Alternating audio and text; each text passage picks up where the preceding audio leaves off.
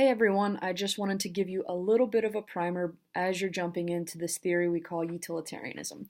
So first of all, you want to keep in mind that it's what we call a consequentialist theory. That means the theory focuses almost exclusively on the outcomes of your actions. It doesn't really focus on the action itself or your motivations or intentions. It focuses on the consequence.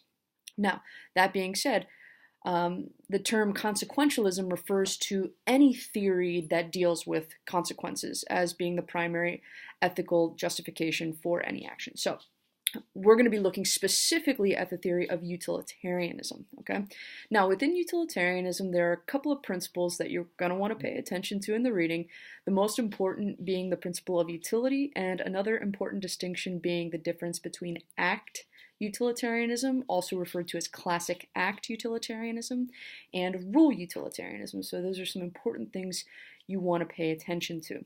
Now, one other thing to keep in mind is a lot of people reduce utilitarianism to this idea that the ends justify the means, or the goods of the many outweigh the needs of the few, or however that wonderful Spock saying goes.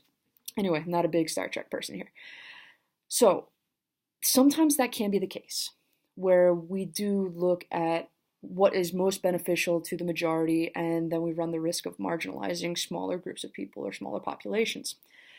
But that isn't always the case. So you're going to see some examples where we might make decisions that favor smaller groups of people or one individual over the group. Again, it just depends on what action generates the greatest overall consequence. So that doesn't necessarily boil down to math.